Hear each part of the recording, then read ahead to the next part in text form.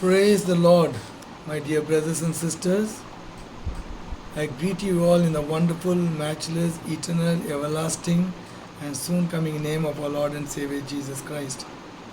I'm happy to come online once again with God's message to God's people, and I'm sure you'll be happy to hear God's message for you, along with your kith and kin and near and dear ones. May God give you the grace. Amen. Today, my message is based on 1 Corinthians chapter 14. It's an expository sermon on 1 Corinthians chapter 14. You know, we are going on sequential expository sermons. Let me read for you. Please pay attention to God's word. Keep your Bibles open and also your notebook and a pencil and a pen so that you can jot down the points for your future reference, which may be useful for you. Shall we go? 1 Corinthians chapter 14. I'm not reading the whole chapter.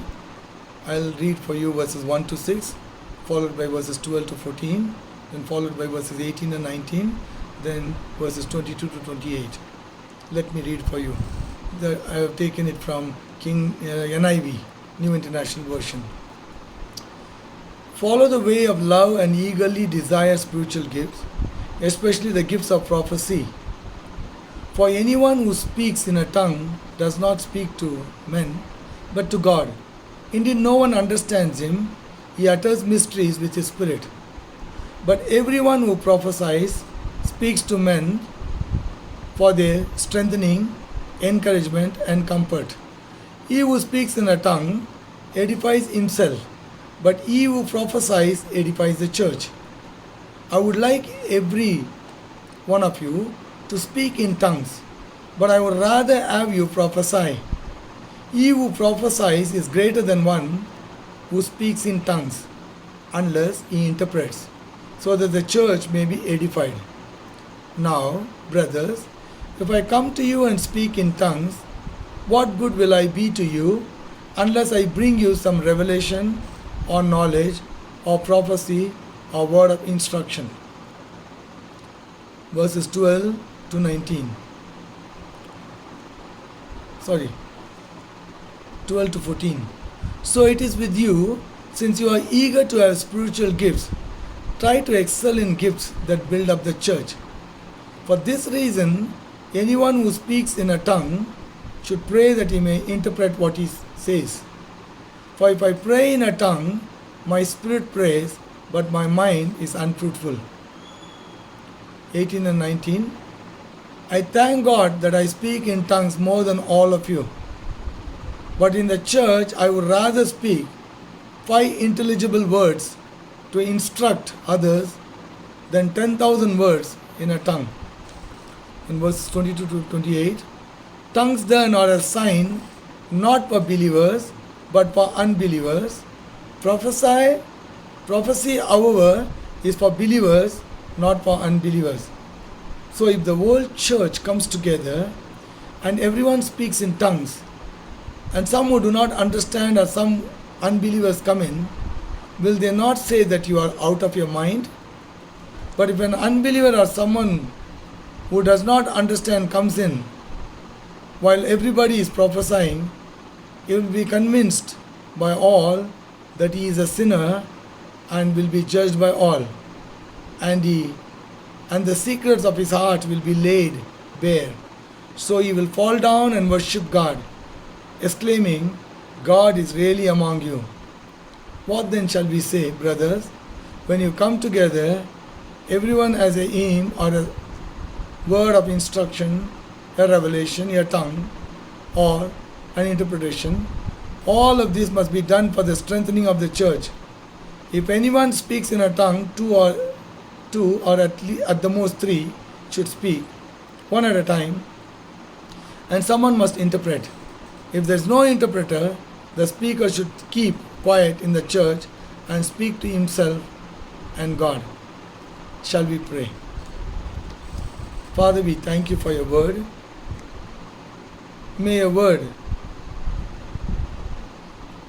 find a place in our hearts. Give us the grace not to be hearers, but doers of God's word. May your word edify and build us so we might be effective to walk a steadfast walk in the Lord and be a good witnesses for Jesus Christ. Thank you, Lord. In Jesus' name we pray, and in Jesus' name we ask. Amen. So, this too has become another controversial, hated, and often debated subject that has divided fellowships. In some churches, within itself, there is groupism due to this issue. Actually, every Bible-believing Christian should study 1 Corinthians chapter 12, 13 and 14 sequentially. Let me quickly give a sequential gist. Chapter 12, spiritual gifts are tools in the hands of a believer to be a productive witness for Jesus Christ. Chapter 13, love has to be the driving force, namely, in a car, while the tires, steering wheel, headlights and wipers are a must, all this is no use without the engine. Therefore, engine is a must, while those are also necessary for the smooth running of a car. Chapter 14, A. Tongues is important, but prophecy is more important. Tongues are required to pray and build oneself, while prophecy is important to build the body of Christ.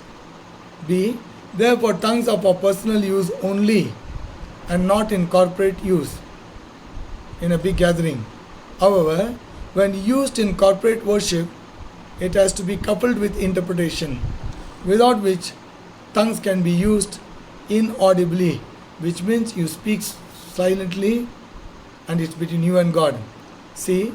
Tongues with interpretation have to be by not more than 2 or 3 at a service, but sequentially and orderly.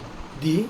At the end of the message, in tongues and interpretation, the elders or gifted discerners judge to see whether the message is from God.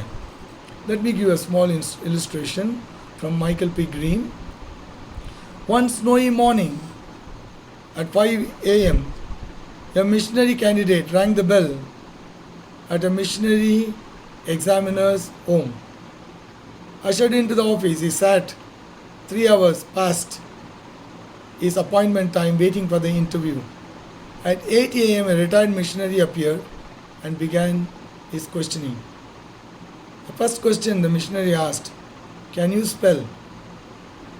Rather mystified, the candidate answered, "Yes, sir." "All right, spell Baker." Baker. Fine. Now, do you know anything about numbers? The examiner continued. "Yes, sir, something." "Please add 2 plus 2. 4, replied the candidate. "That's fine," said the examiner. "I believe you have passed. I will tell the board tomorrow." At the board meeting, the examiner reported on the interview. He has all the qualifications for a fine missionary. First, I tested him on self-denial, making him arrive at my home at 5 in the morning. He left a warm bed on a snowy morning without any complaint. Second, I tested him on promptness. He arrived on time. Third, I examined him on patience. I made him wait 3 hours to see me. Fourth, I tested him on temper. He failed to show any anger or aggravation. Fifth, I tried his humility by asking him questions that even a 7-year-old child would answer, and he showed no indignation. So you see, I believe the candidate meets the requirements, he will make the fine missionary we need. Spirit given abilities are needed, but spirit produced fruit is more significant, which only comes on maturity and a steadfast walk with the Lord, which takes time. I'm reminding you again, the title of my message is Reality of the Gifts of the Gift of Tongues. Reality of the Gift of Tongues. In chapter 12, toward the end, Paul encourages the believers to desire the best gifts. Then he says, covet earnestly the best gifts. Covet meaning earn to possess, especially something belonging to another. Therefore, Strong's definition for this Greek word, which is pronounced zelo, to be zealous in the pursuit of good, to desire earnestly, or to strive after. Paul encourages us strongly to desire spiritual gifts, an unquenching desire. Then Paul says, yet I show unto you a more excellent way. With that, he introduces the 13th chapter on love. Go after love, which is a personification of Jesus himself, a God kind of love, unconditional love, which we see it well defined in John 3:16. For God so loved the world that he gave his only begotten Son, that whoever believes in him should not perish but have everlasting life. What we see here is God's love was demonstrated in his action by sending Jesus Christ. He loved this fallen world, the world that has turned its back on him so much that he gave his only begotten Son. Whether they believe in him or not, whether they follow him or not, follow him or not, whether they respect him or not, or whether they will still continue to turn on their back, doesn't matter. He gave his Son. That whoever believes in him should not perish but have everlasting life. What they want to do with God's love is left to them. But God showed an unconditional love, that he gave his only begotten Son to the whole fallen world.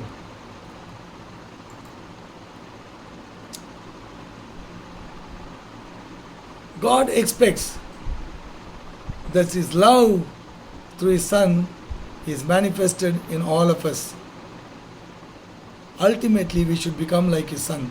That's what God desires.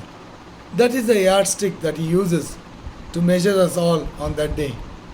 That's why Romans 8:29 says that we need to be conformed to the image and standard of his Son. The only way we can conform to God's standard and images by sincerely following Romans 12 verse 2. Do not be conformed to the standard of this world, but be transformed by the renewing of our mind. When we do that, then we might ultimately be conformed to the image of his Son. Paul is telling us that we need to follow after love and desire spiritual gifts, but rather that we may prophesy. He says we must desire spiritual gifts, but we must follow our course by love, which is the driving force. But in that desire for spiritual gifts, we must desire the gift of prophecy. That means love is central, spiritual gifts are to be desired, but in that preference ought to be given to prophecy. It's God's love that made way for Jesus to come. It is Jesus' love that caused him to give himself on the cross for the redemption of mankind. Therefore, Love has to be the driving force in our witnessing. The question is, then what is the use of spiritual gifts? Spiritual gifts are tools to help us serve Him effectually. So tools are necessary for a workman. Why prophecy is preferred? Is a question you might ask. So we have to define what prophecy means here. Prophecy is not only forthtelling, it also means foretelling. Foretelling is preaching the gospel. Foretelling, but also forthtelling. Foretelling is having knowledge of in advance, while forthtelling is preaching the gospel. Let me quickly tell you. It is not only foretelling, but also forthtelling.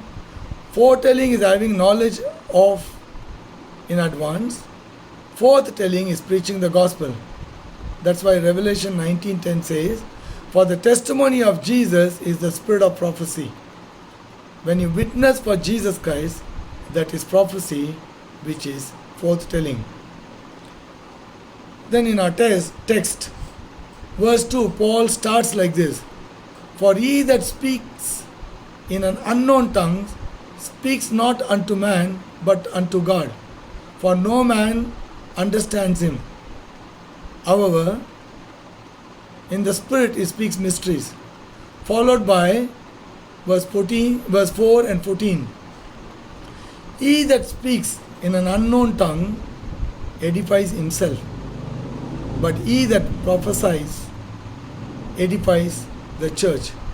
For if I pray in an unknown tongue, my spirit prays, but my understanding is unfruitful." That means there was a problem which Paul was addressing. So he is clarifying. Let's briefly revise the background of the Corinthians and the purpose of the epistle.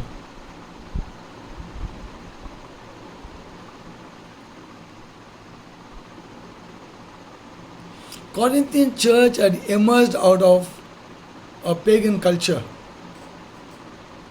It was located in a prominent Greek city which had two ports. Different types of people might have migrated there. Because of this kind of a background, they were immature with factions. They had groupisms,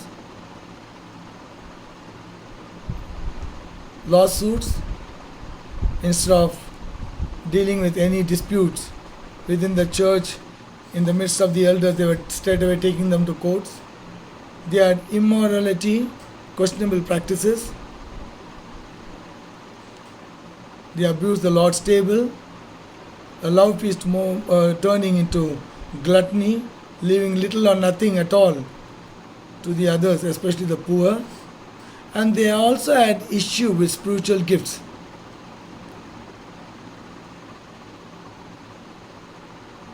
But they seemed to be loveless. Due to these multiple issues, Paul was disturbed by reports that came from the household of Chloe concerning quarrels in the church at Corinth, which you see in chapter 1 verse 11. To address this problem, a delegation was sent to Paul, who was in Ephesus at that time, which we see in chapter 16 verse 17. They apparently came with a written letter, which we see in chapter 7 verse 1. According to Acts 1:8, it's God's desire that the church had to go into the world. But surprisingly, the world had come into the church. This is the situation we are still battling even in our contemporary setups. Christian fellowships are more of a social gathering with worldly traits, unwanted doctrinal issues, majoring in minor and minoring in major issues, than a time of true worship and fellowship.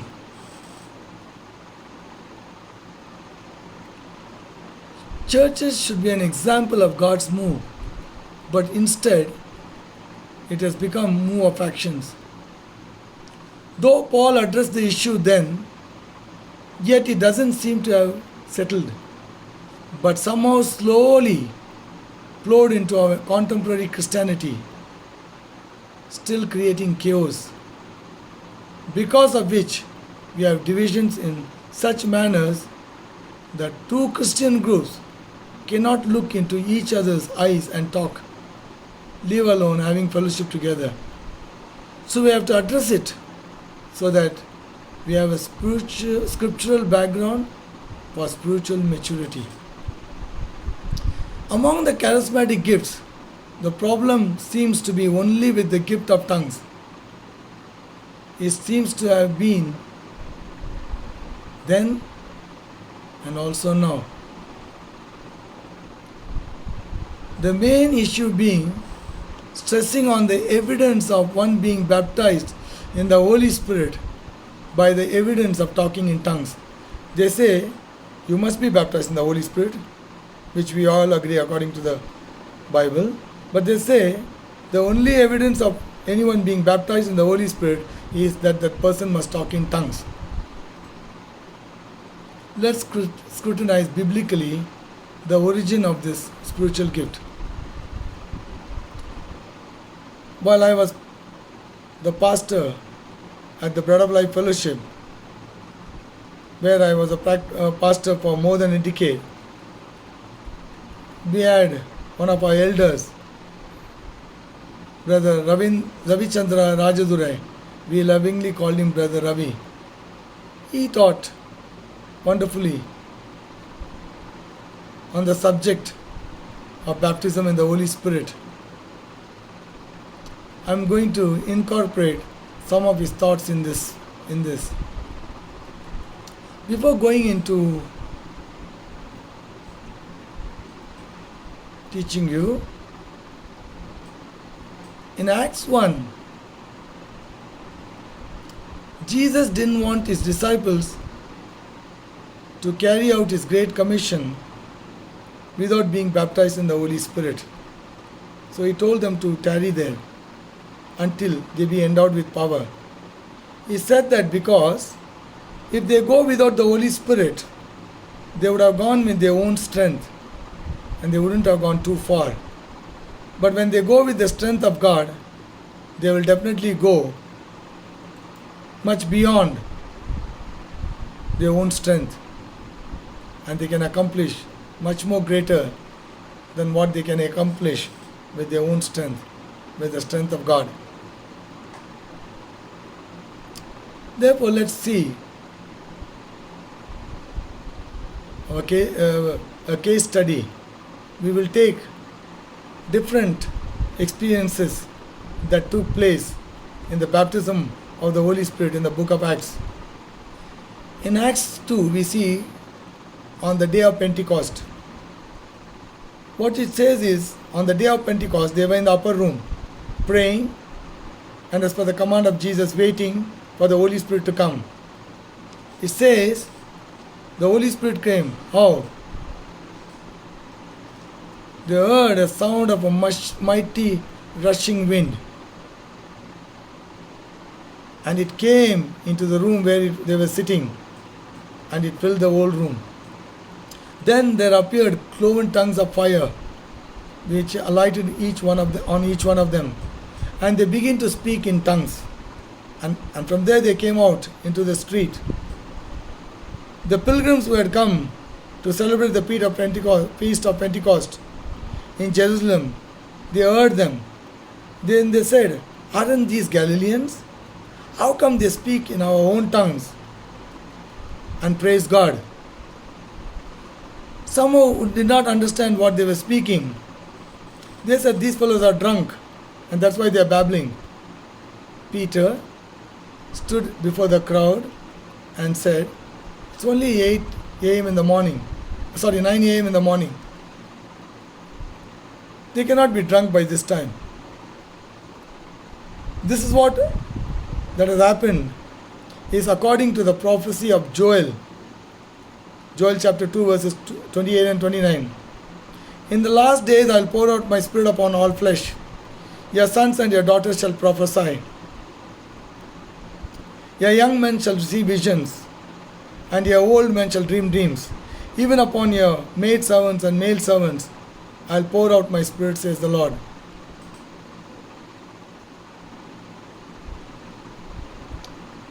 Peter says, this is that what Joel had prophesied.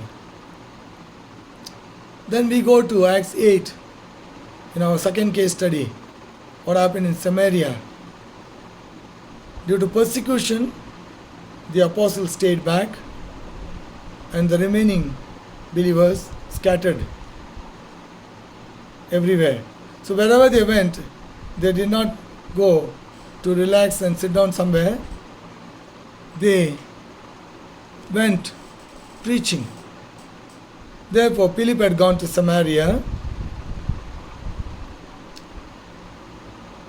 and there God used him mightily with signs, wonders, miracles, and healings. And the reports reached the apostles. They knew that the people had turned to Christ in large numbers, and they were even baptized in the water, but they were not baptized in the Holy Spirit, because Holy Spirit had not yet reached there. So the apostles went to Samaria, Peter and John, and they laid their hands upon the believers and prayed. And the Bible says they were filled with the Holy Spirit. There it does not say that they spoke in tongues or any other sign was shown, but it only says they were filled with the Holy Spirit. But something else we see there. Among the crowd, there was a sorcerer by name Simon. When he saw that the people received the Holy Spirit after the apostles prayed for them, he offered them money to say, give me also this gift, so that whenever I pray for people, that they may also receive the Holy Spirit. What he saw, we do not know. Some imply that he saw that they spoke in tongues, but the scriptures are silent. Then we go to our third case study, which is about Paul's own experience. Paul, on his way to Damascus, to arrest those people who are following this way, Jesus appeared to him in a vision, and he was stuck. He fell down. He lost his sight, so he was led to stay in a place where he was supposed to lodge. Jesus spoke to one of the disciples there, named Ananias, told him, go to the house where Paul was staying. He is praying and waiting upon the Lord. Go and pray for him, so that he might be filled with the Holy Spirit and also receive his sight. So in obedience to the command of Jesus, Ananias went there to Paul, laid his hands and prayed for him. Something like scales fell out of his eyes. He could see again. And the Bible says he was filled with the Holy Spirit. It does not say what sign showed up there in response to Paul being filled with the Holy Spirit. But in 1 Corinthians 14 chapter, verse 18, Paul says that he speaks in tongue more than all the Corinthians. Then we go to the fourth case study, Cornelius' family. When Peter was sharing Christ to them, they were all filled with the Holy Spirit and began to speak in tongues. No hands were laid upon any one of them. Peter was just preaching. They were all filled with the Holy Spirit and they began to speak in tongues. When the Jews who traveled with Peter saw that, they marveled that God had poured out his Spirit even upon the Gentiles. Now we see the fifth case at Ephesus. When Paul was traveling in the upper coast at Ephesus, he met some disciples and he asked them, have you received the Holy Spirit since you believed? They said, we have not heard that there is Holy Spirit. Then what baptism have you received? Paul asked them. They said, we received the baptism of John. He said the baptism of John was only to prepare the way for the coming of the Lord. Then when they heard that, they were baptized in the name of Jesus. After which, Paul laid his hands upon them. And the Bible says they were filled with the Holy Spirit and they spoke in tongues and also prophesied. We saw 5 examples as case study. In that, only in 3 places we see speaking in tongues is mentioned. Pentecost is a unique one. Minus Pentecost, we see only 2 cases out of 5.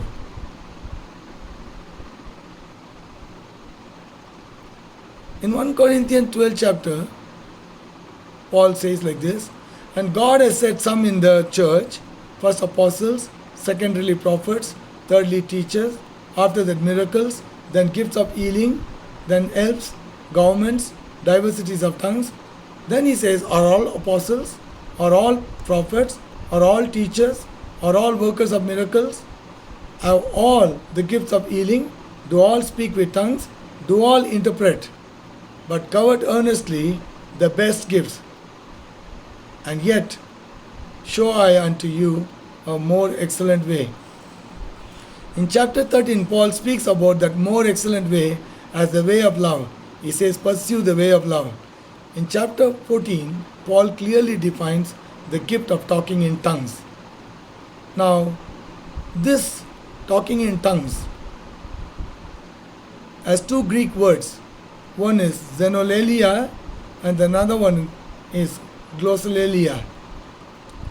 In xenolalia is the generally considered paranormal phenomenon in which a person is able to speak or write a language he or she could not have acquired by natural means. It is a supernatural means of speaking a language which one has not learned before. That is what we have seen in Acts 2. In glossolalia, the phenomenon of apparently speaking in an unknown language, especially in religious worship, it is practiced especially by Pentecostal and Charismatic Christians. That's what we see in our text, Acts 14, verse 2, verse 4, and verse 14. According to Dr. Maurice Nell, the parallels between Acts and 1 Corinthians indicate that the gift is the same in form as the evidence of Acts.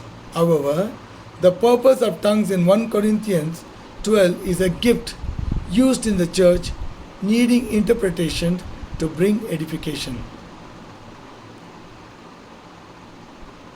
Dr. Howard Brandt says, at Pentecost it was a sign to unbelievers. In Corinth, the message was to be interpreted so that people would understand. It was a similar gift to what happened at Pentecost, but it was different in that it was regulated and had a different purpose. So, regarding praying in the Spirit, Paul himself never spoke in tongues, inside or outside the church, but he did pray in tongues frequently. That's what he says in 1 Corinthians 14, verse 18. So, this is a gift not to convert an unbeliever, nor edify the congregation, but it is something intimate between the speaker and God, sometimes to edify the one praying. It can be well connected with Romans 8:16. Romans 8:26.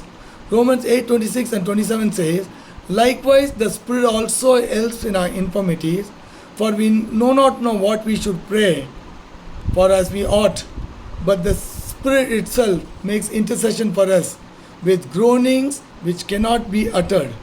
And he that searches the heart knows what is the mind of the Spirit, because he makes intercession for the saints according to the will of God. Therefore, it has to be for private use. Should it be used in congregational use, then there has to be an interpretation. The interpretation can be done by the speaker himself, should he have that gift as well, or by another.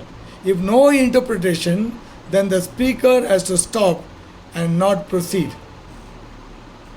Let me give you a practical example. Suppose the gift of tongue operates in the church and someone is praying. Krabashila brandika lamarokra tarabata branda pala brahmani makola karabati karabata uranda shimanona kromaki karabata. Immediately after that, either the speaker himself, if he is gifted, should follow it by thus saith the Lord, or someone else has to say immediately after that, thus saith the Lord. It has to be immediately interpreted by the gift of interpretation, and then followed by elders or those with a prophetic gift should judge each message to see if it was really from God. Because 1 John 4:1 says, Dear friends, do not believe every spirit, but test the spirits to see whether they are from God, because many false prophets have gone into the world. That is from NIV. The reason being, one, there are psychologically induced tongues. There are people who get worked up into a feverish, ecstatic state. They begin to utter non-understandable syllables that neither they nor anyone else can understand. Second one, then there are the fakes. These are people who pretend to be speaking in some unknown language. Let me give you an example. When you are praying like that, when somebody is praying like that all the time, they are only saying that syllabus only and they don't say anything more than that. Some people copy that and they keep repeating the same thing, sometimes with eyes closed and slowly opening the eyes to see others, and they are actually pretending, and they are most certainly making it up. And some of those fellows, they are faking to be talking in tongues, that they are spiritual, but they are not spiritual. Sometimes they can be crooks in the church. Therefore, conclusion. According to 1 Corinthians 13, tongues has not ceased. If anyone says that tongues has ceased, it is not. It will only cease in heaven. Tongues is one of the gifts of the Holy Spirit. God gives his gifts as he wills. Therefore, as per Paul, do all speak in tongues? Paul also says, while one has to pursue in love, the gift of the Holy Spirit has to be desired, as it is important for a believer to be a witness for Jesus Christ. Tongues are helpful in personal prayer life. Tongues are helpful to edify oneself. Therefore, one has to not only desire but pursue for it. Because more than talking in a tongues which needs an interpretation, or you have a gift that you speak in tongues and you interpret yourself, that's good. But for the one who speaks in tongues, he need to pray for that gift. If he doesn't have, because that edifies a person to pray to God, and it also helps a person to build himself. Therefore, one has to not only desire, but persevere for it. If you don't speak in tongues, don't condemn yourself as inferior believer or doubt that you have not been baptized in the Holy Spirit. Since Christ is received by faith, so also you receive the baptism in the Holy Spirit by faith.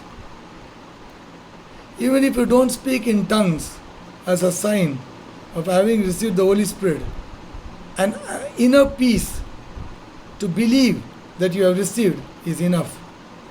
If you have an inner peace, that's enough for you. But continue to pursue because it is needed for personal prayer and personal edification. As per promise of God, in Matthew 7:7 which says, "Ask and ye shall receive, seek and ye shall find, knock and the door shall be opened unto you." When you are sincerely praying and seeking and knocking the door, God will indeed bless you and you will receive. Again, more than the gift of the Spirit, one has to produce the fruit of the Spirit. But the Bible says, "For a tree is known or recognized by its fruits." Now for our application. Will you be able to say, "I will not be a skeptic, but rather a doer of God's word, not just hearer only"? Will you be able to say, "Since I have the gift of tongues, I will use it to pray and worship God and to build myself spiritually"? Will you be able to say, "I will not use this gift in corporate worship without any reason"? Will you be able to say, "I will use the gift of prophecy to proclaim God's word more than the gift of tongues unless I am moved by the Holy Spirit"? Should I not have this gift? Will you be able to say, "Should I not have this gift, I will pray and ask God to give me this gift for prayer and personal edification"? Will you be able to say, "I will not criticize those who are not using it properly. Either I will counsel them if possible, if not, I will pray for them"? May God's message bring comfort and edification to God's people to grow steadfastly in the Lord. My dear brothers and sisters, before I pray for those who are suffering from any sickness, disease or infirmities or going through any difficulties in life, I want to give an altar call. If there's anyone who's listening to this message or watching this video along with the brethren and you do not know Jesus Christ because you haven't received Him as your personal Lord and Savior, I want to give an opportunity to be able to receive Jesus Christ as your personal Lord and Savior. Because you are born physically, you need to be born again spiritually as well. To be spiritually born is to receive Jesus Christ as your personal Lord and Savior. It's not being born in a Christian family. It's not having a Christian name. It's a personal relationship with the Lord. Because if you don't have that relationship, you are not one of His. And that you cannot inherit heaven. Because only by born again, you become a citizen of heaven. And then in your afterlife, you will be with the Lord. Otherwise, you will not. Therefore, you need to be born again. If you say, "Yes, I want to be born again," it's not a compulsion, it's not a force. But if the Lord speaks to you and you want to be born again, you may please say this prayer with me. But sincerely say this from the bottom of your heart. Please repeat this prayer with me, audibly and clearly. Say this: "Father, I thank you. You loved me so much, and you gave your Son Jesus Christ to die for me on the cross of Calvary. Father, I am a sinner. I repent of my sins. Please forgive my sin and cleanse my heart and wash all my sin away. I don't want to go back to my sin. Lord Jesus, you were willing to die for me on the cross of Calvary. Lord Jesus, I open my heart and ask you to please come into my heart, to be my Lord, my Savior, my God, my King, and my Guru. From this day, I want to live for you. How to live for you is in the Bible. I want to read the Bible and I want to live for you. Thank you, Lord, for coming into my heart. Father, thank you for making me a child. I'm grateful to you. In Jesus' name I pray, and in Jesus' name I ask. Now let me pray for all those who are sick, all those who are suffering from one disease, one infirmity or the other. Doesn't matter what sickness it is, doesn't matter what disease it is. If you're going through one problem or the other, one kind of sin or the other, and you're battling with that, please, if you're having any infirmities or any pain, put your hand wherever that pain is. Otherwise, just in faith, trust the Lord. Let me pray for you. In the name of Jesus Christ of Nazareth, I command every sickness or every infirmity that is troubling the people of God to leave them right now in Jesus' name. I speak healing right from the crown of your head to the sole of your feet. Receive a healing and be healed and be whole and testify to the glory of God. If you're going through any kind of difficulties, crisis, I speak deliverance and I speak victory in your life. In Jesus' name we pray and in Jesus' name we ask. Let me share the benediction with you. Now unto him that is able to do exceeding abundantly above all that we ask or think, according to the power that worketh in us, unto him be glory in the church by Christ Jesus throughout all ages, world without end. In the name of the Father, and of the Son, and of the Holy Spirit. Amen. God bless you.